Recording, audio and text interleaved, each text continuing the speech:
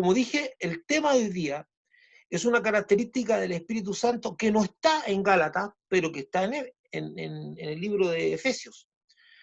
Lo que vamos a ver ahora es un aspecto bien limitado.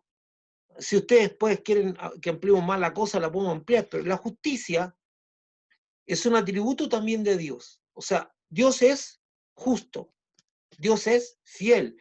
Todas esas cosas que dice Dios es amor, Dios es justo, Dios es fiel, Dios es omnipresente, Dios es omnipotente, Dios es, cuando llega la palabra es un atributo, algo propio de Dios, que lo tiene Él, que es parte de su esencia. De hecho, una de las formas de conocer a Dios, de cómo es Dios y quién es Dios, es a través de sus atributos.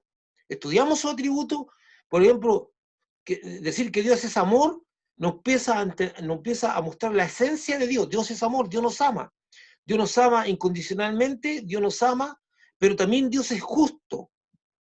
¿Y cómo juntamos esas dos cosas? Un Dios justo y un Dios amoroso. Porque la justicia de Dios exige que la transgresión tenga su retribución. Pero alguien puede decir, pero como Dios es amor, tiene que hacer vista gorda.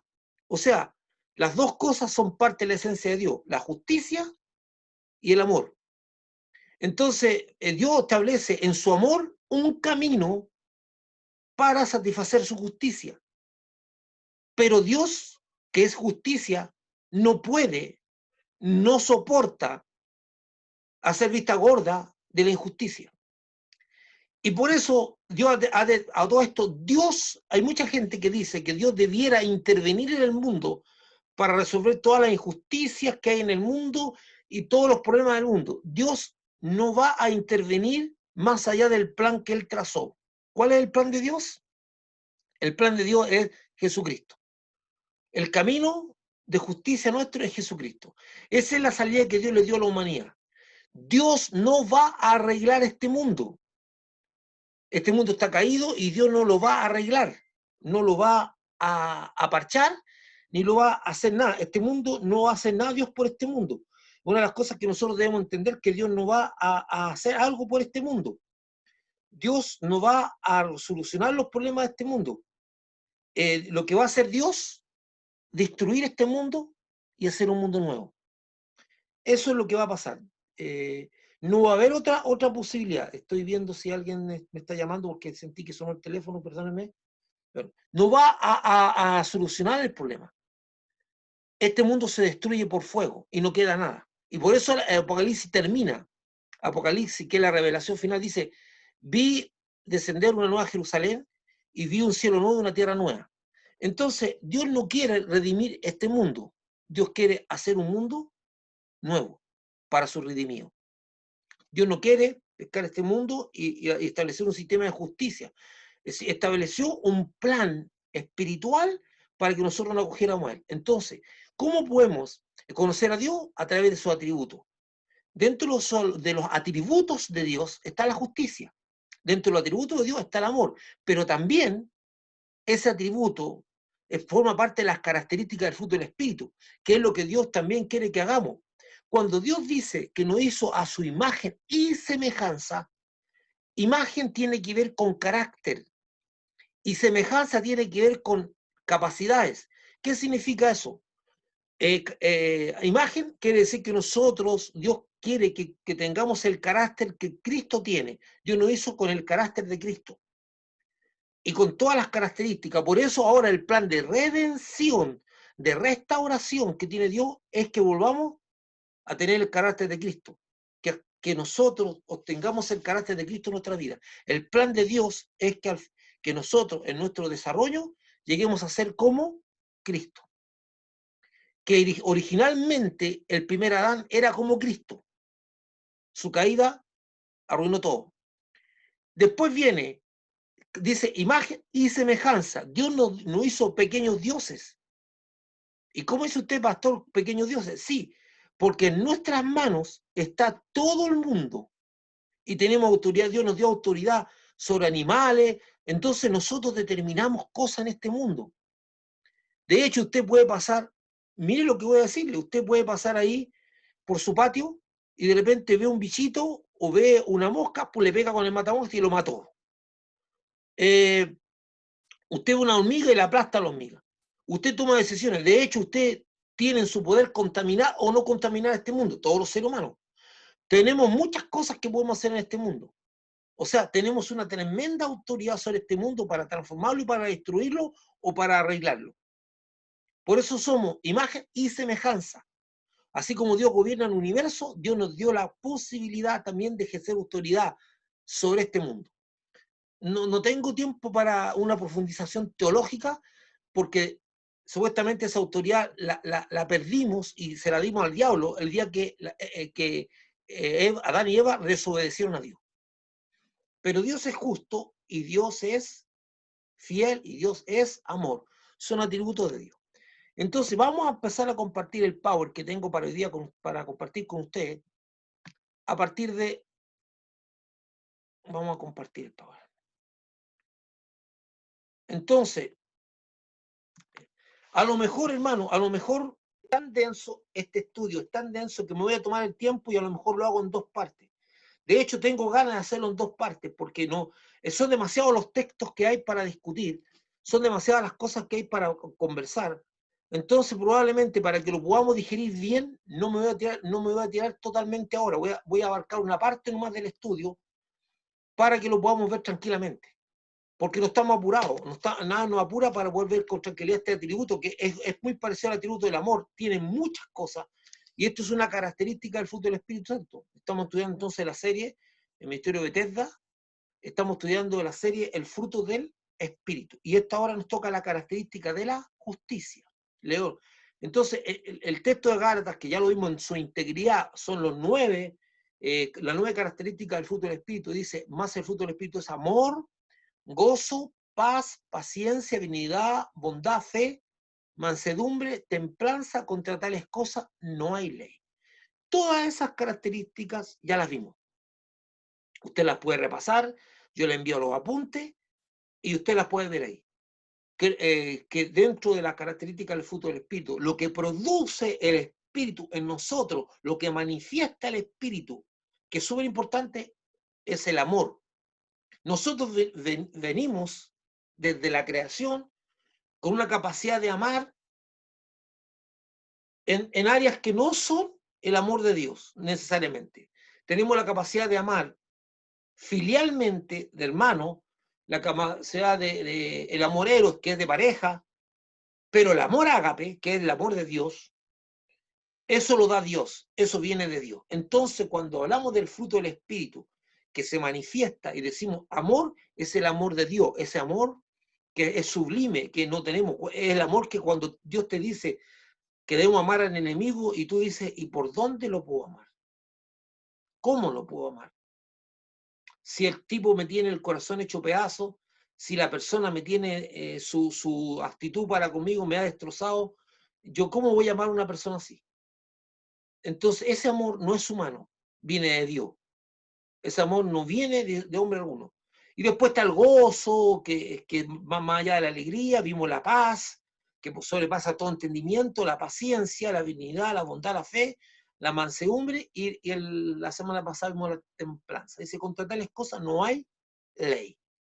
Y en Efesios 5:9, que está entre paréntesis, ya lo he explicado varias veces, porque el fruto del Espíritu es en toda bondad. La bondad es el elemento que nos conecta con la lista de arriba, justicia y verdad. Entonces, en Gálatas 5, 22, 23 se da una lista de 9 características, yo lo he leído otras veces, se da una de 9 características. Entonces, esas 9 características que están en el pasaje de Gálatas, solo existe un pasaje más de la Biblia, en la Biblia, donde se usa la frase fruto del Espíritu, está en Efesios 5, 9. Entonces, en algunas versiones de la Biblia se usa, en vez de decir fruto del Espíritu, dice fruto de la luz. Sin embargo, para nuestro estudio consideramos Efesios 5:9 como una extensión de las características de Gálatas. Entonces, veamos. Vamos a definir justicia. Hermano, yo puse 7, esto está de la RAE, justicia del diccionario de la RAE es la Real Academia Española. Tiene 7 preceptos de justicia. Quedaron como 5 o 6 más fuera porque no venían al caso. Pero la palabra justicia es algo tan amplio, muy amplio, y dice ahí justicia del latín justitia. Entonces, la primera acepción, la primer concepto de justicia dice que es un principio moral que lleva a dar a cada uno lo que le corresponde o pertenece. Es un principio de igualdad, es una condición de tratar a las personas con igualdad, con eso. Entonces, es un principio moral, dice moral. En la segunda parte, o la segunda visión de esta palabra tan amplia, es derecho, razón o equidad. También significa derecho, razón. También se aplica a conjunto de todas las virtudes, por el que es bueno que las tiene. Una persona justa, el justo. Dice todas las virtudes por lo cual hace buena una persona. Cuarto, dice aquello que debe hacerse según derecho o razón, como pedido de justicia. Es la cosa que tiene que ver con lo legal. También se habla de justicia cuando hablamos de la pena y el castigo público. Hablamos del poder judicial. Y en el cristianismo se dice que es uno de los 4 virtudes cardinales que consiste en la constante y firme voluntad de dar a Dios y al prójimo lo que le es debido. Entonces, el término justicia en la Biblia aparece en tantas ocasiones. Por ejemplo, vamos a ir viendo algunos elementos. La Biblia dice, porque Dios es justo. Mire, dice así, Dios es justo y ama la justicia. El hombre recto mirará su rostro. En Salmo 11:7 dice que Dios es justo y que ama la justicia. Es un atributo de Dios de ser justo, amar la justicia. Entonces, eso está en Dios. Vamos a ver Romanos 1:7, que aquí viene el primer concepto. Bueno, hay algo que, no sé si hay algo, ya miren. Vamos a leer los textos y después vamos a explicar un poquito. Aquí viene el primer principio de justicia. Y voy a tomarme un tiempo antes de leer los textos para explicarlo. Quiero tomarme un tiempito para explicar esto. Si Dios es justo y nosotros somos tremendamente pecadores, nosotros arrastramos un historial de pecado. No importa si es chico o grande, mediano, como usted quiera, pero arrastramos un historial de pecado. Según el Antiguo Testamento, cuando la persona cometía pecado y para quedar en conciliación con Dios, presentaba un holocausto, una ofrenda, primero el sacerdote por sí mismo y después por aquellas personas que pecaban. Tal vez muchos de esos pecados ni siquiera se absolvieron. El camino de absolución de los pecados era la muerte de un animalito que Dios estableció en el Antiguo Testamento. Pero eso se vició, no dio resultado, porque Dios nunca quiso que diera resultado. Quiso mostrar la inoperancia de ese camino. Ese camino, parecido a ese camino de la absolución de los pecados, lo tomó también la Iglesia Católica y estableció las penitencias, a través de que las personas acudían a un sacerdote a contar sus pecados y el sacerdote le ponía una penitencia, que es una pena a cumplir para que su pecado fuera perdonado. Eso no tiene tampoco asidero bíblico y lo primero en el Antiguo Testamento significa que la justicia de Dios tiene que satisfacerse. Dios entregó una serie de condiciones que nos dijo, una serie de reglas, mandamientos y una serie de cosas que a nosotros tenemos que considerar. Acuérdense que están los mandamientos, están los preceptos, nosotros también hablamos de las ordenanzas, órdenes de Dios, leyes que regían nuestro ser, que el hombre no cumplió. La Biblia dice que el hombre que pecare morirá. Por lo tanto, el pecado, nuestro pecado, nos condena a la muerte espiritual, no solamente a morir una vez que nosotros se nos terminen los días, sino que a una muerte espiritual, muerto espiritualmente, sin vida. Entonces, la gran pregunta era, ¿hay algo, alguien o algo que satisfaga la justicia de Dios para que Dios a mí me deje de mirar como pecador? Porque no hay forma de que Dios me deje de mirar a mí como pecador. No importa todo lo que yo haga, las cosas buenas, nada sirve porque nada satisface la justicia de Dios. Entonces, por un momento dado, tomaron la ley para satisfacer. Entonces la pregunta es, ¿sería Dios justo ¿sería Dios justo que olvidara mis transgresiones sin que no hubiese nadie que pagara? ¿Sería justo que una persona cometiera un delito, que es lo que estamos hablando ahora, que nos tiene muy complicado actualmente a nivel de la justicia, que alguien cometiera un delito y no pagara? No, la gente reacciona, sobre todo en el último caso de la muchachita, donde un hombre salió libre sin haber cumplido como corresponde una pena. Entonces la gente dice, ¿cómo eso no es justicia? Claro, porque nosotros estamos esperando que los que delinquen, que los que cometen un delito, paguen ante la justicia. Si alguien roba, yo necesito que esa persona pague. Yo necesito que haya justicia, porque si no siento una tremenda inseguridad. Bueno, de la misma paralelismo, que a lo mejor usted más de alguna vez viendo la televisión o escuchando algo, en su corazón se llenó de ira, de malestar, de desagrado, frente al actual injusto de los hombres y frente al actual muchas veces injusto de los propios jueces y en general de la sociedad. Y usted dice, ¿cómo es posible esto? Y usted se llenó de malestar y de ira porque no consideraba que era correcto que la gente que estaba haciendo injusticia, perdón la expresión, pero se la llevara así. No. Y usted dice, si esto se permite, cualquiera va a hacer lo que quiera, cualquiera va a matar a quien quiera, cualquiera va a robar a quien quiera, cualquiera va a despojar a quien quiera, y eso empieza a ejercer sobre nosotros un sentido terrible de inseguridad. Entonces nosotros, en nuestro fuero interno, como fuimos hechos a imagen y semejanza de Dios, en nuestro fuero interno, queremos que haya justicia. Necesitamos saber que hay justicia. Pero la justicia llega hasta el punto que nos toca a nosotros. Hasta el punto que nos toca a nosotros. Cuando nosotros cometemos una falta, como que le arrancamos a la justicia. Pero la justicia es así como usted a lo mejor en algún momento dado se molestó frente a la injusticia, ¿por qué cree usted que Dios tendría que dejar pasar nuestros actos de injusticia? Si Dios tuviera personas, perdón la expresión muy chilena, regalones, a los que le aguantara todo, así como a una vez los abuelos o los papás, que de repente al nieto, algunos nietos, no, el nieto hace, no está bien. Nosotros no tendríamos una confianza en Dios si Dios fuera injusto. Si Dios no hiciera justicia, nos sentiríamos complicados. Por lo tanto, la justicia de Dios demanda que alguien pague las transgresiones. Que alguien pague las transgresiones.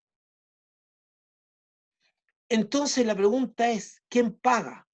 El sistema del Antiguo Testamento fracasó. No hay tantos animalitos que matar para todos los pecados de todos los seres humanos.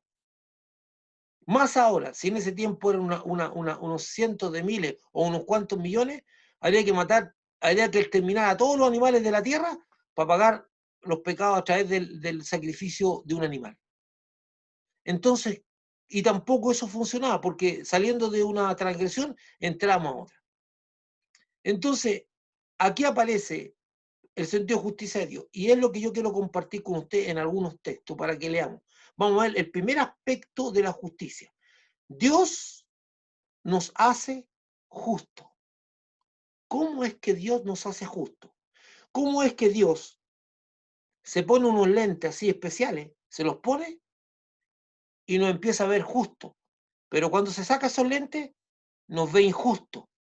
Y se pone los lentes y nos ve justo. ¿Qué lentes se pone Dios para vernos justos? Porque en la realidad somos injustos. Y la Biblia dice que el alma que pecare morirá. Y aquí vamos a hablar del de uno de los dos sentidos que vamos a estudiar nosotros, de justicia, que es ¿qué satisface la justicia de Dios? ¿Por qué la Biblia habla de justicia de Dios? Voy a hacer algunos alcances. Espero que usted, quiera Dios que me dé la gracia suficiente para poder explicar esto. Veamos, estamos completos. Dice, Romanos, hermanos, si usted toma el libro de Romanos, usted se va a sorprender la cantidad de veces que aparece la palabra justicia. El libro de Romanos, de lo único que habla de la justicia. Yo tomé apenas 3 pasajes. En Romanos 1:17 dice, porque en el Evangelio la justicia de Dios se revela por fe y para fe, como está escrito, más el justo por la fe vivirá. Dice el versículo en Romanos 10:4, dice, porque el fin de la ley es Cristo, para justicia de todo aquel que cree. Porque con el corazón se cree para justicia, pero con la boca se confiesa para salvación. Hay un texto que no está puesto ahí, que está en Romanos 5:5, que dice, justificados pues por la fe tenemos paz para con Dios por medio de nuestro Señor Jesucristo. ¿Qué es lo que es ser justificado? ¿Qué es lo que es? Cuando yo le dije que Dios se saca los lentes y nos mira y nos ve terriblemente injusto, y Dios se pone unos lentes y nos mira y nos ve justo, ¿qué es el lente que se pone Dios para vernos justo? Dios tiene que mirarnos a través del lente de Jesucristo. Si no nos mira a través del lente de Jesucristo, nos ve injusto y nos ve perdido y condenado al infierno. Pero cuando se pone los lentes de Jesucristo, lo ve bonito usted. Me ve bonito a mí, aunque somos feos, nos ve igual bonito. Nos ve sin pecado, nos ve limpio, nos ve sin mancha. Entonces, la justicia de Dios fue satisfecha. La justicia de Dios, de nosotros, deudores eternos, pecadores, fue satisfecha con Jesucristo y su muerte en la cruz. Ahí quedó satisfecha una vez y para siempre la justicia de Dios. En ese sentido de justicia, de vernos justos para no ser condenados al fuego eterno o a la condenación eterna. Entonces, de ahí es que el apóstol Pablo empieza a hablar, porque en el Evangelio dice, la justicia de Dios se revela por fe y para fe. Entonces nosotros aceptamos a Cristo por fe y creemos que el sacrificio que Él hizo es imputado a nosotros, impuesto. No lo ganamos ni lo merecemos. Alguien hizo algo y nosotros fuimos beneficiados. Así de simple. No nos costó nada, pero les costó la vida a Jesucristo. Esa justicia de Dios tiene que ser satisfecha. Dios necesitaba que alguien pagara por las transgresiones. No podíamos llevarla gratis, porque si lo hubiésemos llevado gratis, Dios no era justo. Y nosotros aborrecemos la injusticia. Pero Dios hizo que fuéramos justos y nos puso justicia a nosotros a través de Cristo. Entonces, mucho de la Biblia habla de esa justicia. No tengo tiempo para hablar de todos esos pasajes, pero de la justicia de Dios. Por ejemplo, Abraham dice que su fe le fue contada por justicia. Entonces, veamos un poquito estos textos. Dice que en el Evangelio de Dios se revela la justicia de Dios, más el justo por la fe vivirá. Y dice abajo, porque con el corazón se cree para justicia, o sea, con el corazón se cree para que seamos justos. Yo le voy a decir ahora, que es algo súper importante, yo se lo he dicho otras veces, pero ojalá que usted lo pueda entender. Si usted quiere caminar con Dios bien, si usted quiere caminar con Dios en paz, si usted quiere caminar en Dios con una buena relación con Dios, usted nunca diga cosas como esta. Nunca.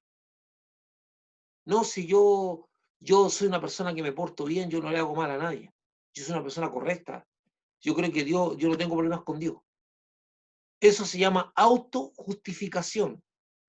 Por muy bueno que usted sea, por muy correctito que usted sea, por muy decente que usted sea, en usted no hay justicia. No la hay. Cuando Dios se saca los lentes y lo mira a usted y lo empieza a mirar y usted empieza con esos argumentos frente a Dios, Dios lo ve injusto.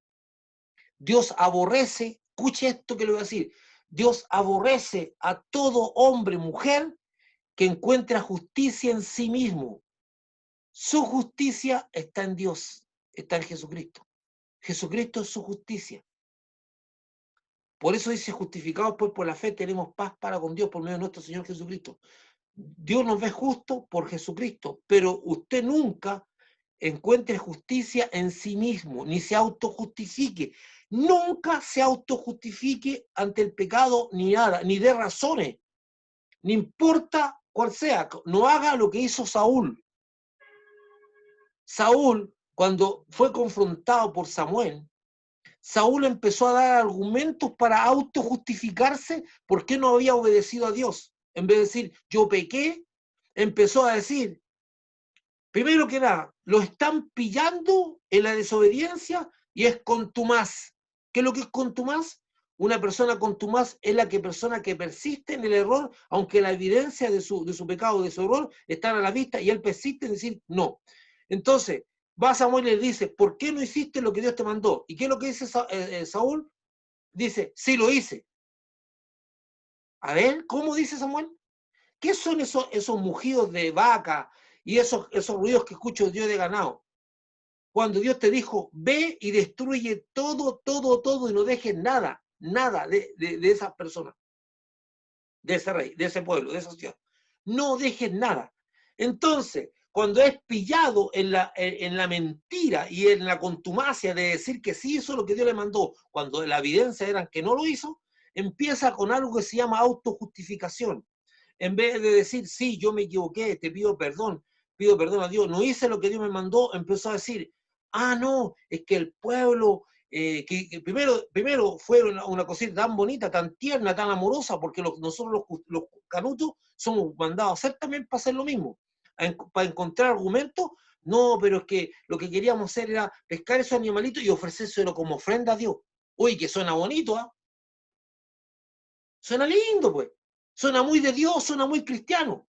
Pero Samuel es rápido y directo y le dice, ¿qué es lo que es más importante? ¿Qué ama más Dios? ¿La obediencia o la ofrenda? ¿Qué le importa más a Dios? Y hasta ese instante, Saúl sigue con una actitud contumaz y de autojustificación. Dice, no, es que lo que pasa es que además yo le tuve miedo al pueblo, como vi tan entusiasmado al pueblo saqueando todo lo que pillaron en esa ciudad, no me atrevía a detenerlos para que no se fueran en contra mía. O sea, nuevamente haya justicia en él, se está autojustificando. Usted nunca se autojustifique, nunca haya justicia en sus acciones. Siempre su justicia sea Cristo. Sí, me equivoqué, perdóname Señor, te pido perdón, yo pequé. Eso es lo que tenemos que decir nosotros. Después de 2 veces que Samuel confronta a Saúl, recién él dice, verdaderamente yo pequé. Y recién, pero ya había estado justificando. Dios, escuche esto, se lo voy a decir nuevamente. Dios aborrece al hombre y la mujer que haya justicia en sí mismo. Nosotros no tenemos nada justo. Nuestra justicia viene de Dios, por la sangre de Jesús. Él es nuestra justicia. Él es nuestro amparo, Él es nuestra fortaleza. Por eso estos textos dicen claramente, porque en fin de la ley es Cristo, para justicia de todo aquel que en Él cree. En Cristo nosotros tenemos justicia. Dice, porque en el Evangelio la justicia de Dios se revela por fe. La justicia de Dios se revela por fe para fe. Como está escrito, vamos a ser justos por la fe, dirá, por la fe en Jesucristo. Ahí somos justos, ahí Dios nos ve con justicia. Pero de otra manera, Dios nos ve. Y ese es un factor fundamental en la predicación del Evangelio. Es algo fundamental en nuestra creencia cristiana. Dios nos hizo justos por la sangre de Cristo. Dios no nos ve injustos, pero eso se debe a que Jesús pagó. Y eso debe estar claro. Bueno, y para terminar el cuento de Saúl, él terminó poniendo el broche de oro, y donde Dios terminó desechándolo definitivamente, es cuando él, en vez de darle la gloria a Dios, se la quiere atribuir a él mismo. ¿Por qué? Porque después de todas las metidas de patas que se pegó, perdonen la expresión, mi hermano, o todos los errores que se cometió, él llega y le empieza a insinuar a Samuel, porque Samuel dice, yo me voy. Entonces Saúl se quedó preocupado y dijo, pucha, el pueblo tiene en alta estima a Samuel, y si Samuel se va sin haber hecho una ofrenda, sin haber dicho una palabra, sin haber hecho nada, ellos van a entender que algo raro está pasando. Entonces, ¿qué es lo que hace? Saúl le dice, vamos juntos, salgamos juntos, para que nos vean a nosotros dos juntos. O sea, él está más interesado en la gloria personal, en el que dirán de él, y todo eso, que en agradar a Dios. Samuel se da vuelta y él le toma el vestido y lo raja. Se lo tira y lo raja. Se rasga el vestido. Y al rajar el vestido, Samuel le dice, así como se rasgó este vestido, tu reino se raja, se termina. Entonces, es bien complejo, pero una de las cosas que usted debe saber, que yo debo saber, que los que estamos aquí debemos saber, que Dios aborrece a todo hombre y mujer que haya justicia en sí mismo. Usted nunca se justifica ante un error. Nunca, cuando cometa un error o un pecado, usted no empieza a buscar argumentos para decir por qué, qué lo puede a usted justificar por ese error. No lo haga nunca, porque a Dios no lo va a ver a todos. Digo, usted comiéndose al Señor, bueno, pequé. Aunque usted diga, pucha, hubieron cosas que me llevaron a esto, no importa. Usted pecó. Oye, pero resulta, y esa típica expresión, que se ve mucho algunas veces en los matrimonios, se ve mucho en las relaciones, es que si él no hubiese dicho eso, yo no hubiese dicho esto otro. O sea, me estoy justificando para haber dicho una palabra indebida, incorrecta, algo que no correspondía, porque el otro me dijo algo. ¿Usted cree que Dios va a aceptar eso como argumento? ¿Usted cree que atenúa que Dios tiene tiene un sistema judicial con atenuante? No. Dios dice, yo no tengo un sistema judicial por atenuante. Aquí tienes una sola cosa que tú tienes que mostrarme para que yo te pueda... Todo tu atenuante y todo no sirven de nada. Tú estás condenado. La única manera de librarte es que tú me traigas algo que se llama Jesucristo. A alguien que se llama Jesucristo. Eso es lo único que te libra. No hay otro. Entonces, tenemos que entender esto que es fundamental en el Evangelio de la justicia. La justicia de Dios se satisface solamente por Cristo.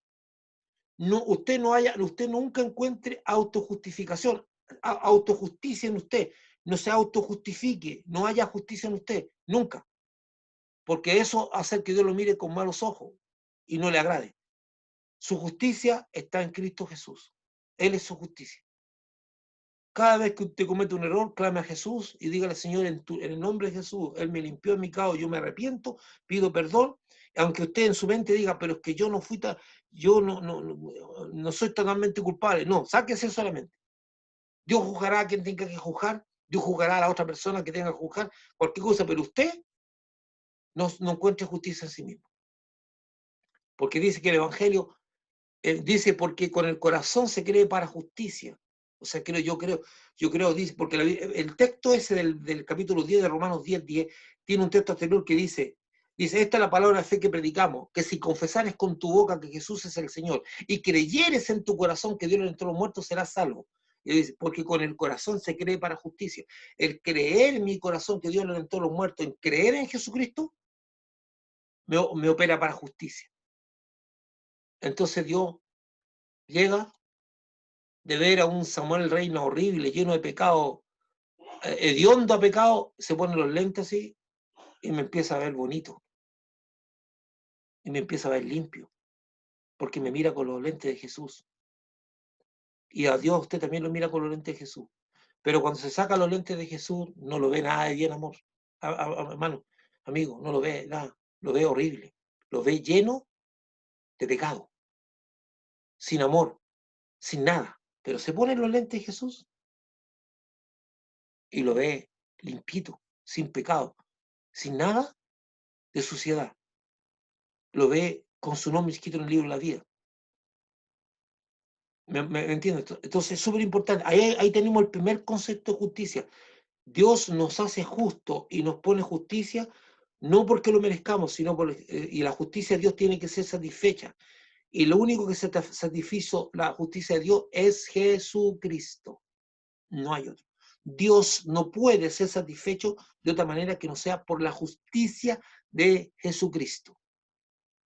Dios no puede verlo a usted diferente si no es por la justicia de Jesucristo. Veamos, este punto es esencial en el Evangelio de Jesucristo, en su muerte y resurrección, porque la justicia de Dios exige que en la transgresión o ante la transgresión se ejecute su justicia, el pago al pecado. Alguien tiene que pagar por el pecado. Sin embargo, en el Antiguo Testamento quedó demostrado que el sacrificio permanente de animales no pudo satisfacer la justicia de Dios ante nuestro pecado. Y fue la muerte de Jesucristo que nos hizo justos ante Dios. La justicia es por la fe. Y ahí tenemos un concepto de justicia un poco diferente. ¿Por qué? Porque aquí estoy hablando de justicia para que usted pueda entender que la palabra justicia tiene muchas aplicaciones. A veces, pero justicia nosotros es lo que leímos anteriormente, el obrar correctamente, el ser equitativo, el hacer un juicio correcto, no tener... No, es que eso es parte de la justicia, pero la justicia también tiene que ver con esta parte. Dios dedica mucho tiempo en la Biblia a hablar de la justicia que es por la fe, y habla desde los tiempos antiguos con Abraham, que él obró por fe y le fue contado por justicia. No fueron las obras de Abraham las que agradaron a Dios, sino su fe, dice la Biblia, que le fue contada por justicia. Dios se agradó de Abraham, no por lo lindo que él era, usted, y por lo buena persona que era, y porque quería agradar a Dios, por su fe. La fe es fundamental. Usted tiene que creerle a Dios, que Dios le ama. Usted tiene que creer que Dios es justo. Usted tiene que creer que Dios es fiel. Usted tiene que creer algo fundamental, muy fundamental. Usted tiene que creer que su nombre está escrito en el libro de la vida y que si un día mismo muere, usted va a estar con el Señor. Usted tiene que creer eso.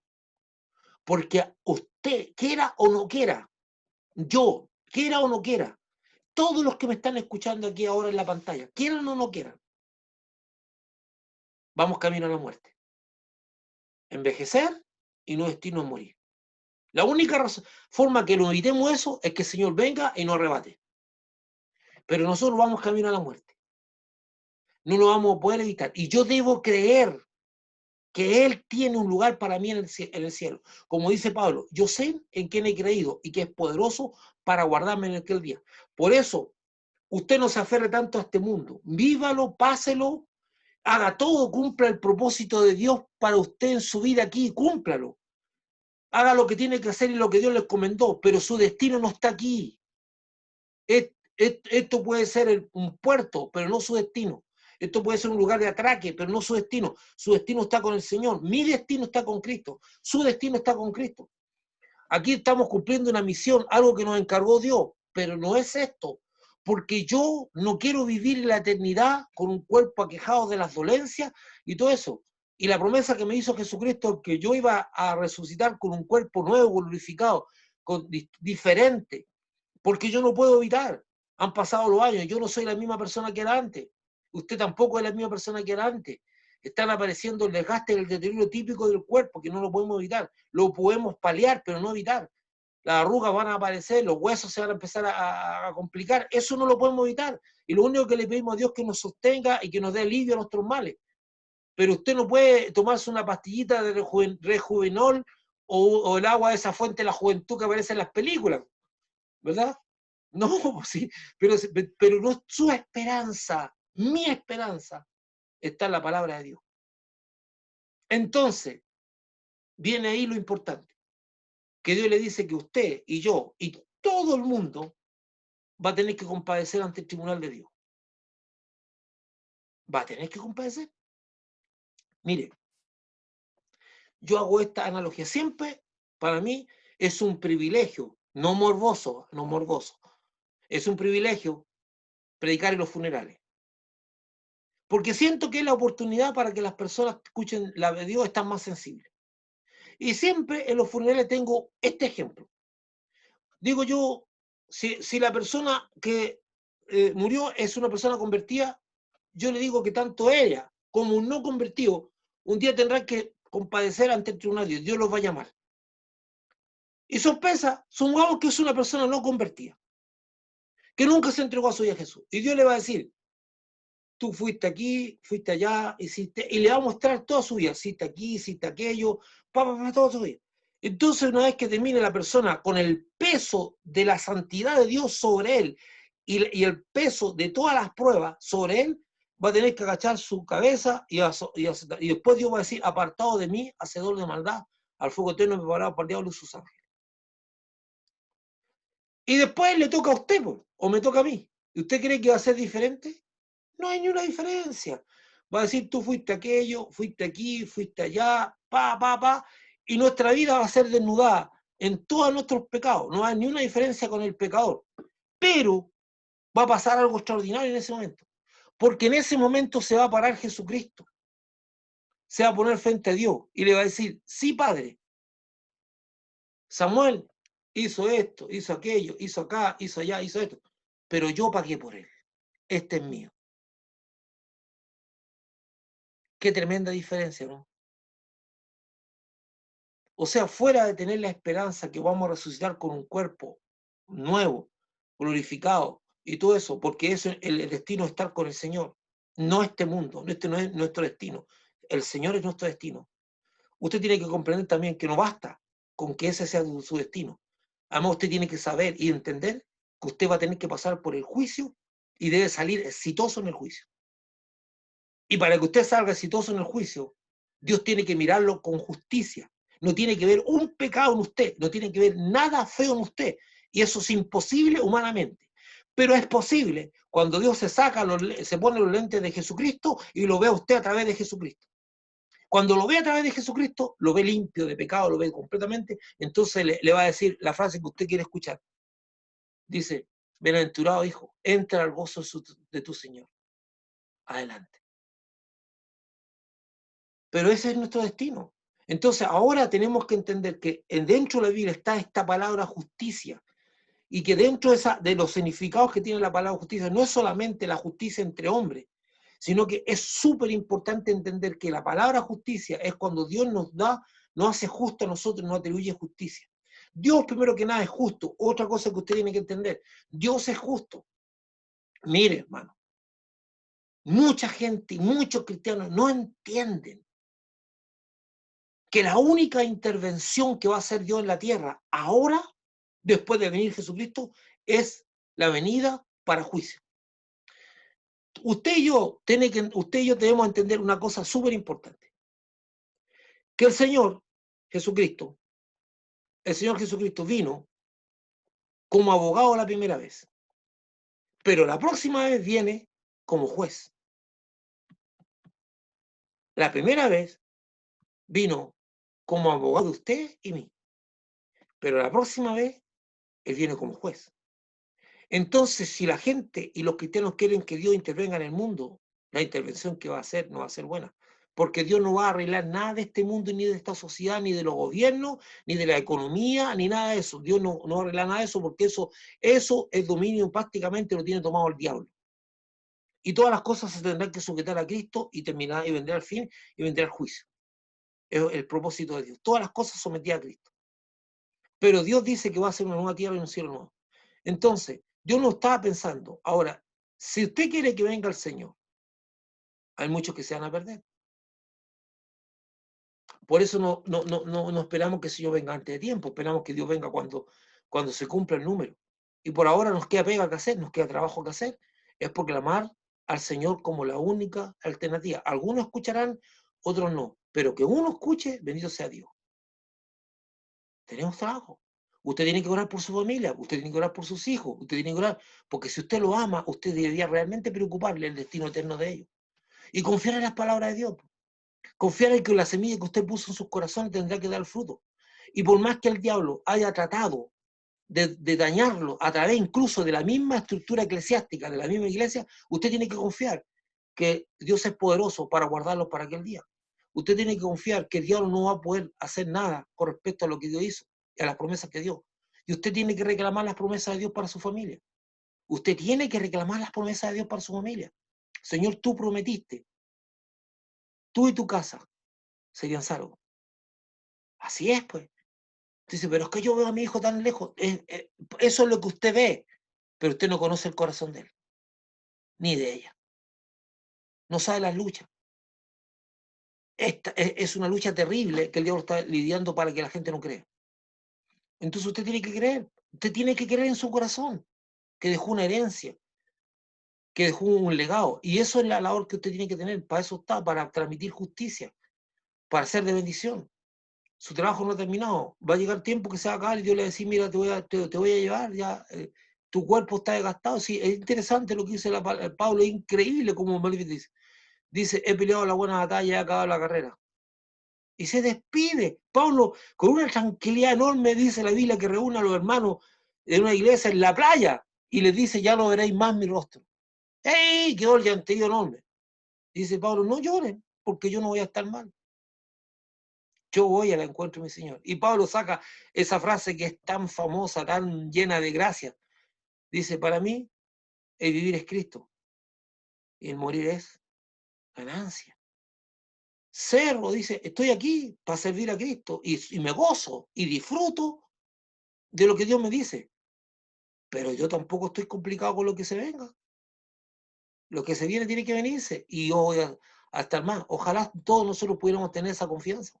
Usted está para cumplir un propósito. No se aferre más allá de lo que tiene que aferrarse a este mundo. Aférrese para cumplir el propósito. Dele gracias a Dios por todo lo que le ha permitido vivir.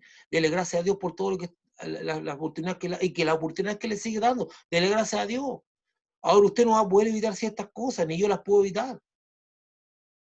De repente, voy a ser un poco infidente, me cuesta comer un poco porque me faltan algunos molares.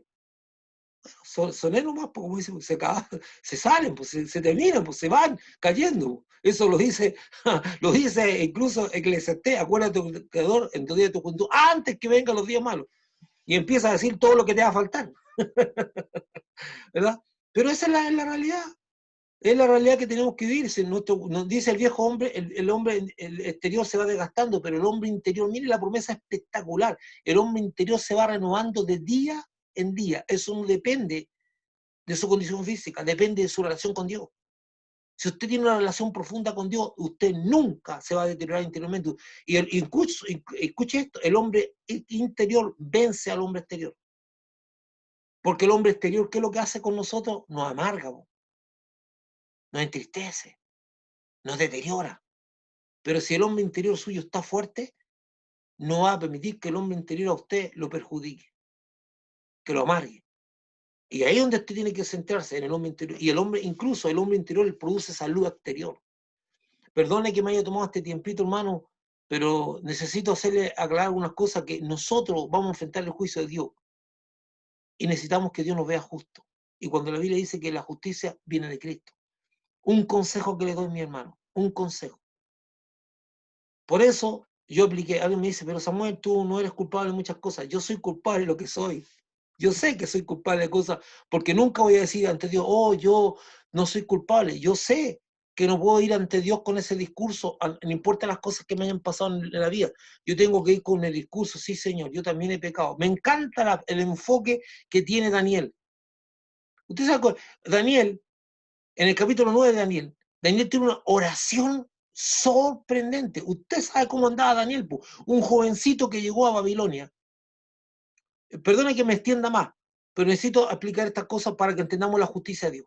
Un jovencito que llega a Babilonia y que decide no contaminarse con nada de lo que de la comida del rey, y le pide al eunuco que le dé legumbre. El eunuco acepta con mucho temor y se dio cuenta que estaban favorecidos por Dios. Y Dios empieza a obrar en Daniel de una manera extraordinaria, que interpreta sueños, ¡pum!, y ve pasar a 4 reyes, a 4 personas ahí en Babilonia que se sentaron en los tronos, ¿verdad? Y el último fue un tipo muy torpe, tan torpe que no tuvo ni siquiera una consideración, y Daniel le dice, mira, tú tenías que haberte dado cuenta del ejemplo de tu papá y de tu abuelo, lo que vieron cuando Dios lo humilló, pero tú no tuviste ni siquiera memoria de eso, y tomaste los vasos de Dios y los usaste para beber. Por eso apareció ese Dios que escribió en la muralla, y el rey estaba espantado. Él pasó por todo eso. Y cuando usted vea al capítulo 1, dice, Señor, hemos pecado y por eso estamos cautivos. Porque dice la Biblia que Daniel empezó a mirar la escritura y vio que ya se habían cumplido los 70 años del cautiverio y le estaba pidiendo a Dios el retorno a Jerusalén. Él dice, nuestros reyes han pecado, nuestro pueblo ha pecado, hemos pecado. Él no dice, Señor, dice, yo soy justo, mira, porque yo soy justo y los reyes pecaron y esta gente pecó y este pueblo se fue para el lado. No, él dice, hemos pecado. No, él no se halló justo, porque la Biblia, Dios le reveló a su mente, a su corazón, no hay justo ni aún uno. no hay quien busque a Dios. Muy consciente de eso, Daniel dice, hemos pecado. Y tú lees eso y te emocionas, porque, pero Daniel es tan correcto, ¿cómo llega a decir eso? Porque él sabe que nosotros no hay justicia. Por eso su justicia es Cristo, y por eso yo le estoy hablando de esto. Porque usted tiene que entender muy claramente, si usted quiere no tener problemas con Dios en esta vida, no se autojustifique, no haya justicia en usted. Aunque usted no haya sido completamente responsable de alguna cosa, asuma la cuota de responsabilidad que le corresponde y diga, Señor, perdóname. Y abre mi mente y mi corazón para saber, y como dice, no encubras mis pecados. Siempre. Y eso va a hacer que usted camine muy de la mano con Dios. Muy de la mano con Dios. Y para mí era súper importante tomar este primer punto de la justicia de Dios, que tiene que ver con la justicia frente al trono de Dios, para que Dios nos vea justo. La justicia de Dios hacia nosotros es imputada. ¿Qué es lo que significa imputada? Impuesta. No es que la ganamos, sino que Dios la impone a través de Jesucristo. Cuando usted recibe a Jesucristo, usted recibe a Cristo y recibe la justicia de Él, recibe el carácter de Él, recibe todo lo que es de Él. Entonces, ahora, teniendo a Cristo en su vida, usted recibe la justicia de Cristo, que está en usted también. Entonces, me voy a tomar un poquito para avanzar un poquito más, porque yo creo que este tema en dos partes, por lo complejo que es, porque hay varios aspectos de la justicia que me gustaría tomar. Veamos Salmos 111, 6 y 119, 142. Gloria y hermosura es su obra, y su justicia permanece para siempre. Tu justicia es justicia eterna, y tu ley la verdad. ¿Qué implica esto? Que hay cosas que van a morir en esta tierra, que se van a ir en esta tierra. Por ejemplo, el Evangelio llega hasta aquí nomás, porque el plan de salvación, la muerte de Jesús, es para que nosotros tengamos el pasaporte para la otra vida. Pero una vez que pasemos a la otra vida y estemos con el Señor, ya no hay necesidad de predicar. Usted no va a estar predicando allá en el cielo para que la gente se salve. Ya están los salvos allá. El Evangelio es para este mundo, no va para más.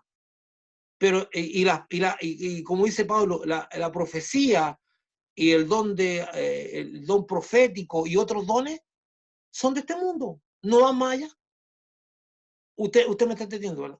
O me doy a entender, ¿verdad? O sea, no sirve, pero hay cosas que permanecen. Aquí dice que la justicia de Dios permanece para siempre. Significa que con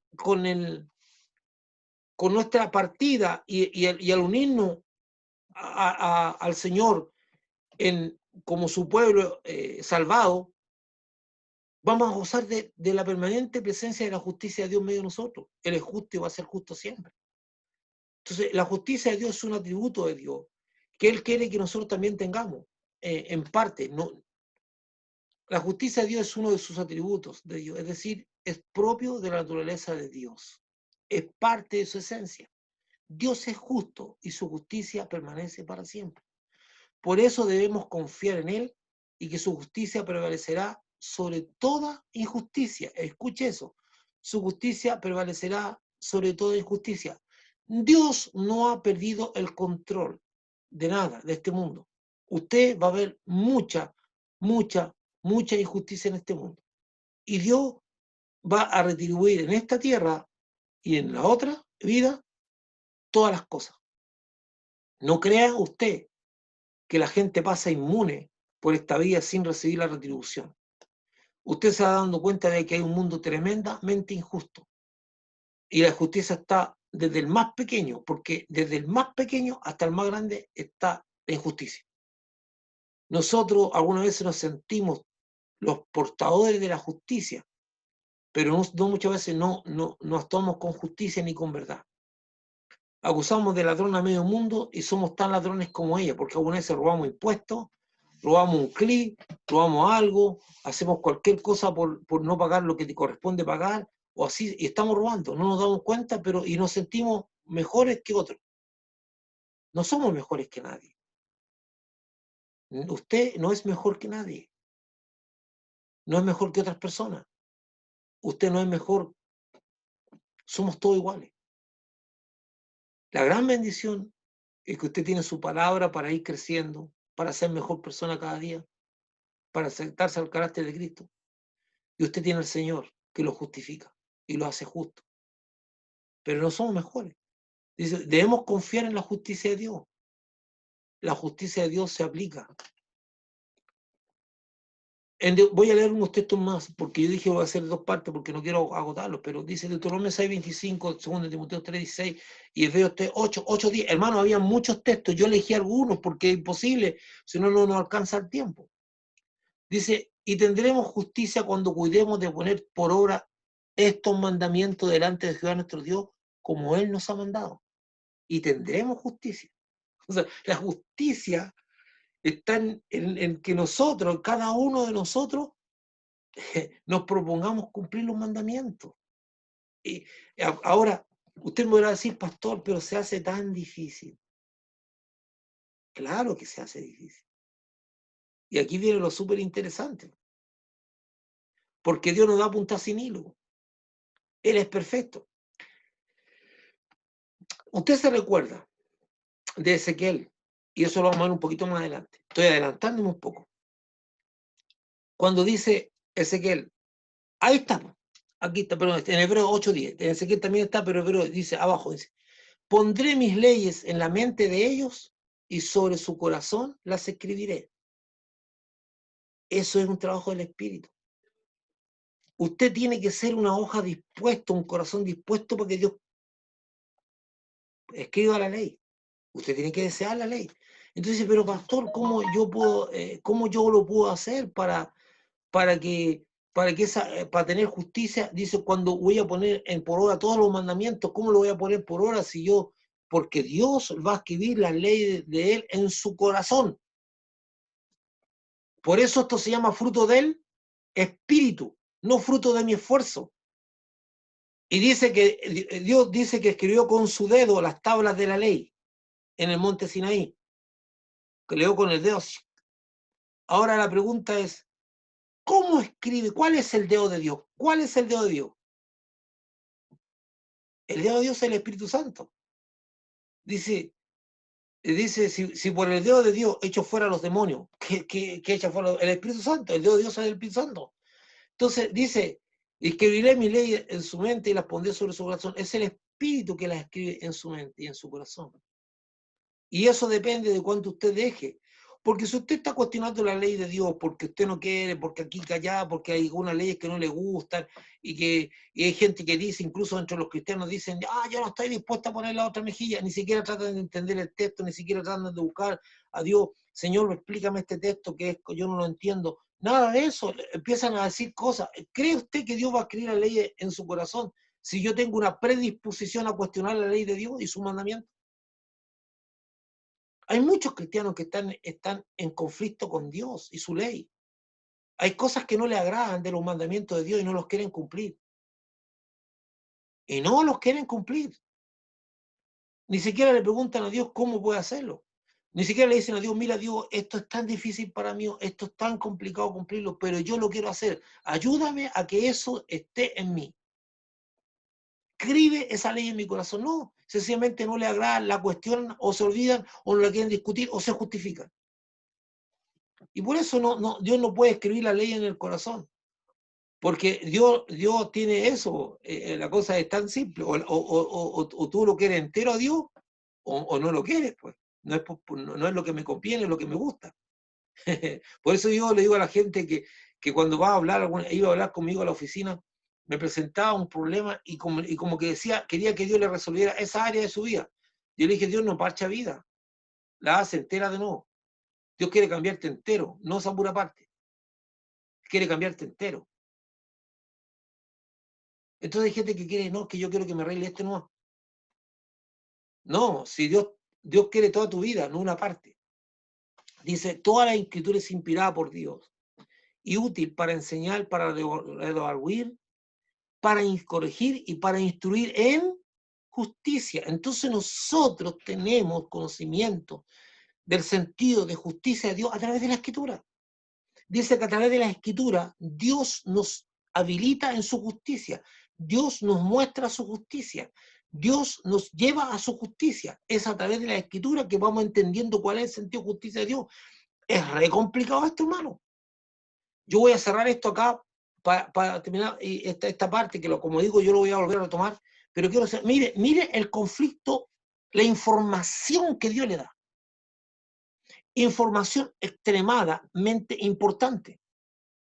En los evangelios, mire, yo le voy a hacer un relatito que el Señor pone en los evangelios y que usted conoce. Y por eso yo se lo voy a decir. Para que vea usted cómo es Dios bueno. Según mi sentido de justicia, según mi forma de ver las cosas, y créame que para mí se me hace difícil. Según mi sentido de justicia, para mí, el que más trabaja, el que más se esfuerza, el que más hace algo, merece más. A cambio del que hace menos. Entonces Jesús salta con una historia que nos deja todo complicado. Dice Jesús, había un hombre, voy a ponerlo en chileno así, tenía una parcela, un fundito. Ese hombre sale porque necesita trabajadores para que vayan a ver las verduras que tiene plantadas, las saquen y todo eso, y sale a la mañana, como a las 9 de la mañana, y ve un grupo de personajes que están ahí, y le dijo, ¿y ustedes qué están haciendo aquí? No tenemos trabajo. Vayan a mi fondo, yo les pago el día 20 lucas. ¿Estás de acuerdo? Sí, buena paga, sí, está bueno ya. 20 lucas. Y se van. Sale al mediodía, dice, y encuentra a otro grupo de personas. Y le dice, ¿ustedes qué están haciendo aquí? Ya, pues vayan, y yo les pagaré. Y van. Y dice, suponiendo que la jornada se terminaba a las 6 de la tarde, como a las 5 de la tarde, va y encuentra un grupo y le dice, oye, ¿y ustedes no, vayan a trabajar? Y esos tipos trabajaron 1 hora. Y llegó el momento de pagar. Dice, partiendo por los primeros, págale las 20 luquitas a cada uno. Dice, y al resto, y a los que trabajaron, a todos págale igual, 20 lucas. Y los que recibieron los primeros 20 luquitas, perdón la expresión tan chilena, pero los que recibieron los primeros 20.000 pesos, dijeron, esto no es justo. Porque a ellos les pagó lo mismo que a nosotros, que tuvimos que soportar todo. Entonces llega el hombre y le dice, pero yo te prometí eso, ¿o no acordamos eso? Sí, claro. ¿Y por qué estás molesto? ¿Acaso yo no tengo derecho a hacer lo que yo quiera con mi dinero? Entonces, el Señor, a todo esto, Dios no está faltando nada, porque no le dijo que le iba a pagar más, sino que te estoy pagando lo que yo te prometí, y tú lo encontraste bueno, y te gustó. Pero ahora, como tú ves que yo soy bueno, dice, así dice Jesús, y le quiero pagar lo mismo a los otros, tú te molestas, toma lo tuyo y vete. Yo dice la Biblia, que Jesús dice, yo no te he faltado en nada ni te he ofendido. Y aquí empieza el problema grave, grave, grave para nosotros. Usted tiene que conocer a Dios y tenga cuidado, porque el sentido de justicia que tiene Dios no es su sentido de justicia. A usted Dios nunca le va a faltar en nada, pero usted no se ponga envidioso porque Dios bendice de una manera diferente a otro. Dios lo que le prometió se lo va a dar. Y si Dios quiere darle más a otro, es cosa de él. Y usted no tiene por qué molestarse. Y yo escuché cosas como esta. Yo tengo 30 años en la iglesia y 20 años en la iglesia, y esta recién aparecía, o esta recién apareció, ¿cómo va a tener el don de sanar enfermos? Yo me lo merezco más. Yo debería tener ese don para sanar y poner la mano a los enfermos y estos se sanen. Pero Dios se la dio a esa persona nueva y se acabó. Y tú dices, pero es que yo me lo merezco. Es que Dios ve la cosa de otra manera. Dios hace como Él quiere. Ten cuidado con el sentido de justicia de Dios porque te puede frustrar. Si Dios lo único que quiere es que tú seas agradecido y tienes una tremenda promesa que Dios la va a cumplir. ¿Quieres más? Claro que Dios te va a dar más. Hay dos promesas bien importantes sobre eso. Dice, la primera vez, si en lo poco me eres fiel, en lo mucho te pondré. O sea, ¿tú puedes tener más? Claro que puedes tener más. Sé fiel. y Él te va a dar más responsabilidad o te va a poner a otro nivel. Y segundo, dice que nosotros, a través de la fe, esto está hablando a la fe, dice, a ver, ay, ¿cómo es el texto de Hebreos cuando dice Hebreos 11:6? Si, déjeme buscarlo, lo voy a buscar al tiro. Hebreos 11:6, si es que lo tengo aquí. A ver, ¿me dan un minutito para buscarlo en mi Biblia? Acá está. Tengo tantos libros aquí. Aquí está. Hebreos 11:6. Vamos a ver. Ahí habla, porque habla de galardón, del galardón, pero quiero decirlo tal como está ahí. Dice que el que busca a Dios va a ser galardonado. Si alguien lo encontró antes que yo, me lo lee, por favor. Esto de estar usando tanta Biblia por internet, uno empieza a ponerse medio. Hebreos 11. Dice que él. ¿Alguien lo tiene ahí? Sí, yo. Dice, ¿Ya? Léalo, por favor. pero sin fe es imposible agradar a Dios, porque es ¿Ya? necesario que el que se acerca a Dios crea que le hay y que es galardonador de los que le buscan. Claro. Así es. Pues. Entonces, mire, yo tengo aquí otra versión, que es la Biblia de nueva versión de los hispanos. Dice también, dice, y sin fe es imposible agradar a Dios, porque es necesario que el que se acerca a Dios crea que Él existe, o que le hay, como decía, y que recompensa a los que le buscan. O sea, ¿usted quiere algo? Busque a Dios. Ahí tiene dos caminos. Pero tenga cuidado con el sentido de justicia de Dios, que no es el mismo que usted tiene. Sea agradecido. Dele gracias a Dios por todo lo que usted tiene. Todo. Dios nunca le va a dar más de lo que usted pueda administrar, porque a lo mejor el ser mal administrador se va a convertir en su ruina. Dios le va a dar lo que usted pueda administrar, lo que usted pueda dar cuenta. Yo quiero dejar hasta ahí para que usted mantenga eso. Yo voy a continuar con este tema porque es muy extenso, es muy amplio. La justicia de Dios es demasiado grande, hermano.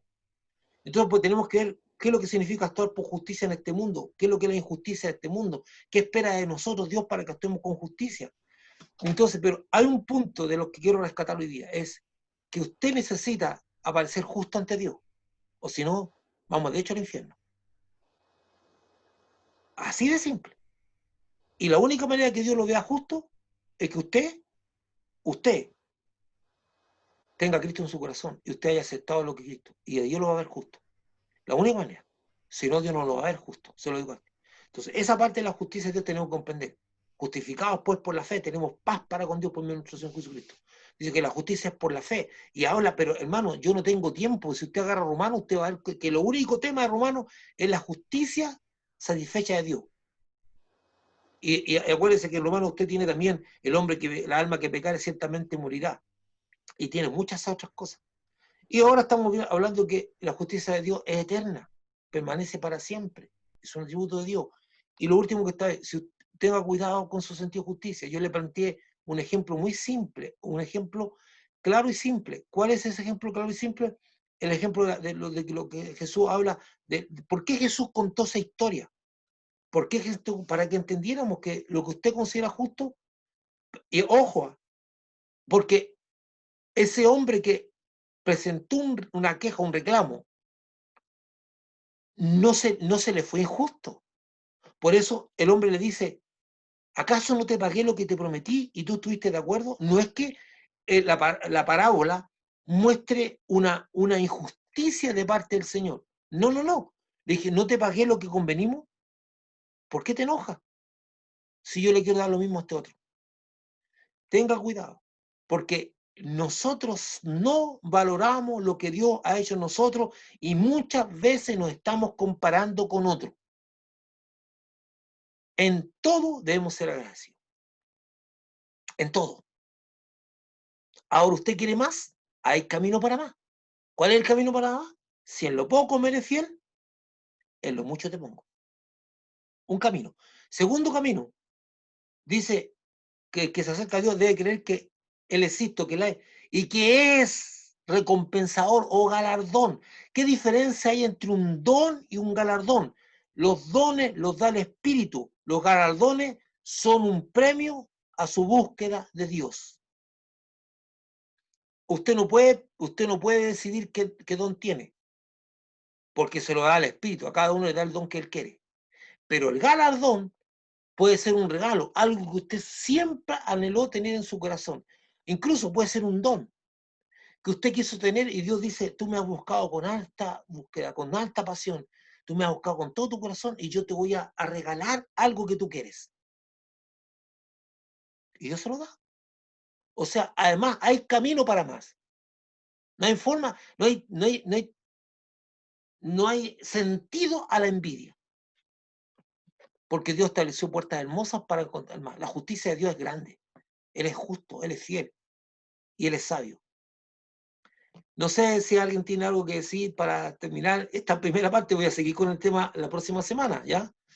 Pero como el tema es como amplio, porque la justicia no es como el amor líquido, es muy amplio, me lo tomé con calma. ¿Hay alguien que quiera decir algo, una intervención? Hermanita, toque el micrófono, a ver, déjeme si lo puedo habilitar yo. Toca tu micrófono de... Ahí está, dale. Ahí sí. Pastor, cuando nosotros pecamos, ¿cierto? Y en oración le pedimos perdón al Señor por nuestros pecados, cuando es una oración sincera, ¿cierto? Él nos perdona.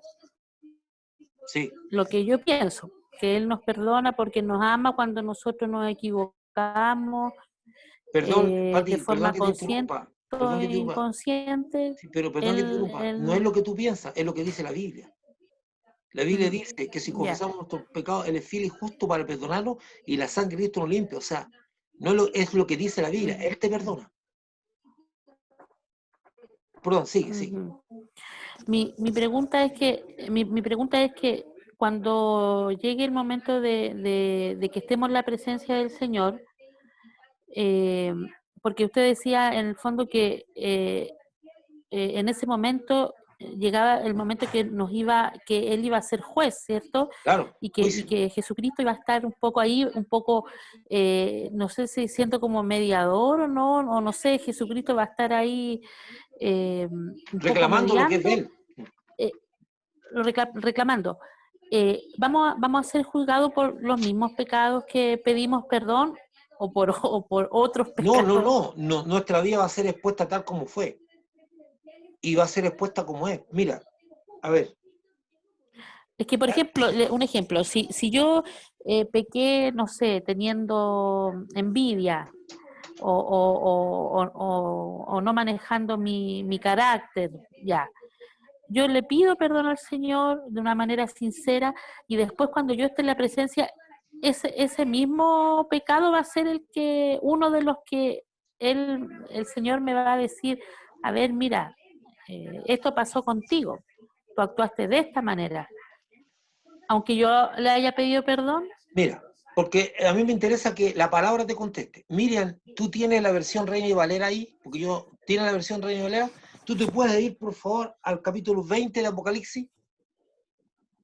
Al capítulo 20 de Apocalipsis. ¿Ya? Y léete del 20 del 11 hasta el 15. Por favor. Ahora, esta pregunta, Patricia, te la va a responder esta lectura que vamos a hacer. Como yo tengo una versión, en este instante nos mando con otra versión, léela, por favor. Miriam, el 11 adelante. El juicio ante el gran trono blanco. Y vi un gran trono blanco y al que estaba sentado en él, de delante del cual huyeron la tierra y el cielo, y ningún lugar se encontró para él. Y vi a los muertos, grandes y pequeños, de pie ante Dios, y los libros fueron abiertos, y otro libro fue abierto, el cual es el libro de la vida. Y fueron juzgados los muertos por las cosas que estaban escritas en los libros, según sus obras. Y el mar entregó los muertos que había en él, y la muerte y el Hades entregaron los muertos que habían en ellos, y fueron juzgados cada uno según sus obras. La muerte y el Hades fueron lanzados al lago de fuego. Esta es la muerte segunda. Y el que no se halló inscrito en el libro de la vida fue lanzado al lago de fuego. Gracias, Miriam. Miren, viste que dice, y los libros fueron abiertos, y los muertos fueron juzgados por las cosas que están escritas. Es nuestra vida. Nos guste o no, nuestra vida va a ser expuesta. Y pero hay cosas vergonzosas. No te olvídate de eso. Es mejor pasar vergüenza que irse al infierno. Entre comillas, yo no tengo idea cómo hacer ese juicio. Pero ahí dice que los muertos fueron juzgados por las cosas que estaban escritas en el libro. Todo, no dice que los cristianos que no pasaron por eso. Te doy al tiro la palabra, mire. Pero tú logras, eso es lo que dice la Biblia, no es que yo lo invente. O sea, la Biblia dice que vamos a ser juzgados y que hay dos libros. Un libro que están anotados nuestros hechos por los cuales vamos a ser juzgados, y un libro que es el libro de la vida, que es el que dice Jesús, tu nombre está aquí en el libro de la vida. Entonces, una vez que terminemos el juicio, yo te puse una palabra, lo que se va a consultar es el libro de la vida, si tu nombre está anotado en el libro de la vida. Y eso va a ser. Yo te puse como ejemplo que Jesucristo es el que anotó mi nombre, y a Jesucristo se le va a preguntar si él está inscrito en el libro de la vida, y él dirá sí o no. ¿Me entiendes? Pero eso es la realidad. Eso es la realidad. Nosotros vamos a ser juzgados como cualquier otra persona. Yo estoy leyendo la palabra de Dios. Lo que yo te estoy diciendo es lo que dice la Biblia. No puedo cambiar eso. Dice que va a haber un juicio ante el trono de Dios y va a ser así. Y dice, y hay dos libros. Dice, los libros fueron abiertos y los muertos fueron juzgados. Dice, también vi a los muertos grandes y pequeños. Estoy leyendo la versión esta. Y dice, de pie delante del trono y los libros fueron abiertos. Y otro libro fue abierto, que es el libro de la vida. Y los muertos fueron juzgados por lo que estaba escrito en los libros, según sus obras. No sé si te respondí, Patricia, pero es todo. O sea, eso ahí se va a poner y ahí se va a decir, todo esto pasó y ¿por qué tú eres salva? Porque a pesar de todo esto se te fue perdonado. Y tú tienes derecho a entrar al trono de Dios. Miriam, tú ibas a decir algo también. A preguntar algo. Realmente no me acuerdo en qué parte de la Biblia está, pero dice que el Señor cuando nos perdona, dice que se olvida, y dice que no tiene memoria, no se acuerda más de los pecados. Claro, lo que ocurre es la imputabilidad del pecado. O sea, tu pecado ya no es imputable. A eso se refiere. Pero el juicio, nos guste o no, todos lo vamos a tener que pasar. Porque es un juicio. ¿Me entiendes? Ahora, cuando el Señor dice que Él no se acuerda más, eso tiene que ver para ti y para mí. A ver, le explico. Es súper importante lo que está preguntando la Miriam. Cuando Martín Lutero empezó a ser tratado por Dios, el hombre él se fue a vivir, él estudiaba leyes, dejó las leyes, era un excelente estudiante de leyes, dejó las leyes y se fue a un monasterio porque estaba atormentado por sus pecados. Al monje que estaba a cargo del monasterio, él lo tenía enfermo los nervios. ¿Y sabe por qué lo tenía enfermo los nervios? Porque el Martín Lutero iba a 5 veces al día a confesar sus pecados. Porque no se sentía perdonado, él no se sentía. Entonces el jefe del monasterio le trata de explicar que Dios lo perdonó, y él decía, no, es que lo único que yo veo, lo que yo veo es un Dios castigador. Y yo conozco gente así, que ve a un Dios cósmico que lo único que quiere es castigarle y dejarle caer el hacha. Ven a un Dios, y hay canutos y gente religiosa que lo único que ve es un Dios castigador. No ve a un Dios de amor, no sabe lo que es un Dios de amor. Entonces, cuando Dios dice que me perdona mis pecados y lo echa al fondo y nunca más se acuerda de ello, está hablando en la relación conmigo. Ten la seguridad, limpia tu conciencia, vive en paz, yo ya te perdoné. Le está poniendo énfasis para que tú te libres en tu conciencia, en tu vida, en tu alma, de la carga del pecado. Y dice, créeme, yo te perdoné. Eso tiene que ver entre tú y yo. Sácatelo, quítalo, ya yo no me acuerdo más de eso. Pero en el día del juicio vamos a ser juzgados por las obras que están escritas en el libro. Es un juicio. Pero no somos imputables, no somos imputables. Porque como bien dice Miriam, Dios desapareció ese pecado. Pero como tenemos que satisfacer la justicia de Dios, sí hay cosas de las cuales vamos a tener que responder, pero ahí va a aparecer que que Cristo pagó por todas esas cosas. Y ahí se va a ver la diferencia entre uno que no tenía a Cristo y uno que tenía a Cristo. Ahora, yo le estoy hablando de lo que dice la Biblia. Y bien dice la Biblia, que yo no se acuerda más, pero es para que tú tengas descanso propio. Porque si la persona tiene duda, pero le estoy contando el caso de Lutero, que ese hombre, incluso Lutero era un problema serio, por eso cuando Lutero se convirtió, Lutero era un cura terrible. ¿Sabe qué? Algunas veces lo encontraban desmayado porque no salía a tomar desayuno. Y no saben por qué no salía, porque los curas tenían un horario. Cuando iban a la pieza, lo encontraban desmayado de tanto golpe que se laceraba con el látigo en la espalda. Era tanto los golpes que se pegaba para agradar a Dios y que Dios le perdonaba sus pecados, que caía al suelo desmayado. Hacía ayunos terribles que le pudieron haber costado la vida, porque no sentía el perdón. Y ahí viene lo que ahora usted, mire qué rico que es cómo se concatena esto.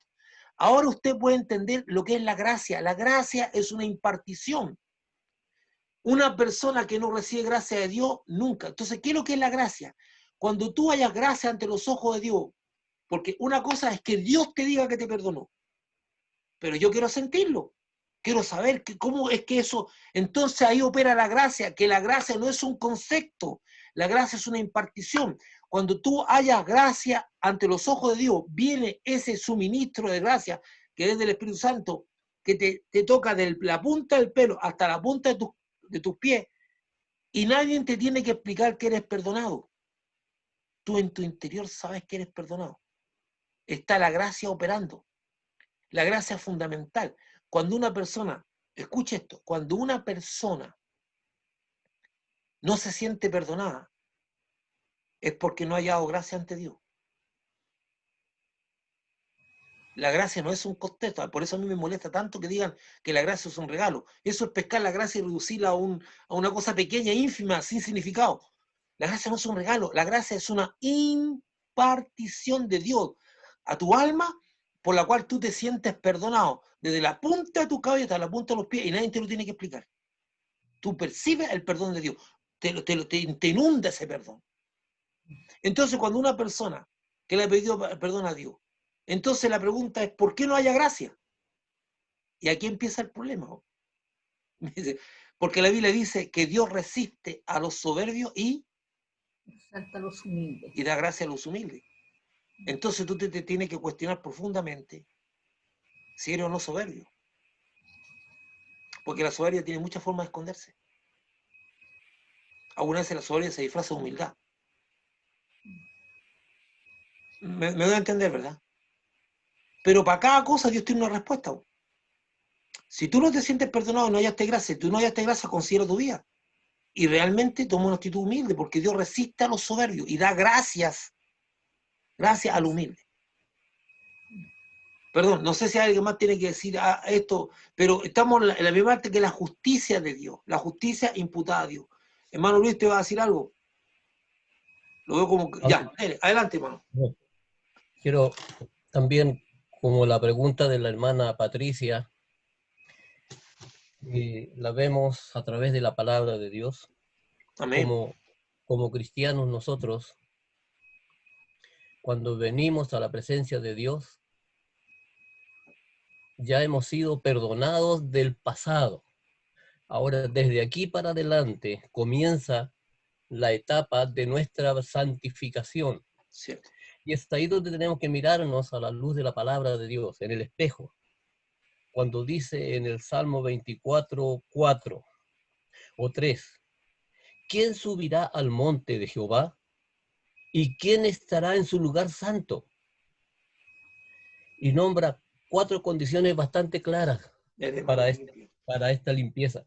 Dice, el limpio de manos, es decir, si antes andaba haciendo cualquier situación, cualquier cosa con mis manos, ahora eso tiene que quedar de lado, porque ya comenzó una nueva etapa de mi vida. Luego, el limpio de manos y puro de corazón. Entonces tiene que haber una pureza de corazón en nosotros. Ese es el trabajo de La Dios. mala intención ya no tiene que existir. Los malos deseos. Después dice, el que no ha elevado su alma a cosas vanas. Cuando ya la cosa entra al alma, al interior, ya la cosa se comienza, se toma más a la ligera. Es decir, no, si no importa si después me voy, me lavo, me limpio, hago cualquier otra situación. Luego dice, ni jurado con engaño. Hay juramentos engañosos. Tenemos que tener cuidado a veces en todas esas cosas, Amén. porque está la limpieza, la pureza de nuestras manos, de nuestro corazón. No andar en caminos de vanidad. Ah, que este tiene todo esto y yo tengo que luchar para llegar allá o ser más. Entonces ya eso está dentro de nosotros. Y da Y descanso también. recién, claro, y entonces después de ahí dice que él recibirá bendición de Jehová y justicia del Dios de salvación. Tal es la generación de los que le buscan, de los que buscan tu rostro, oh Dios de Jacob. Entonces, hay ciertas condiciones como Pero en cristianos el que proceso de tenemos, santificación, en el proceso de tenemos que santificación. cumplirlas. De lo contrario, no tenemos que revisar nuestra conversión. Pero mire, quiero hacer un pequeño alcance para que podamos entender, porque hay cosas que son medias contradictorias de repente. ¿Y dónde está eso? En Juan. Claro, Por ejemplo, en Juan 1:9 dice que si confesamos nuestros pecados, Él es fiel y justo para perdonarnos y la sangre de Cristo nos limpia de todo pecado. ¿Ya? Y después, poco más adelante, en el capítulo 2, dice Juan, no me acuerdo exactamente el versículo, dice, el que practica el pecado es del diablo. A ver, espérate un poquito, me está diciendo que si yo peco, y ahora dice el que practica el pecado es del diablo. Pero ahí viene la gran diferencia. Nosotros, por ser humanos, no vamos a evitar pecar. Pero ¿qué es practicar el pecado? Veamos, ¿qué es lo que hace un futbolista para ser mejor futbolista? entrenar, Practica, po. ¿Qué es lo claro, que hace un maestro para ser mejor maestro? Practica, po. Entonces lo que está diciendo ahí es aquel que se perfecciona en el pecado del diablo. claro. Aquel que busca mejores y mayores formas de pecar, que no puede ser, como dice usted, en un cristiano. Pero tampoco el cristiano puede evitar pecar, porque no somos perfectos. Ya sea No, de pues, omisión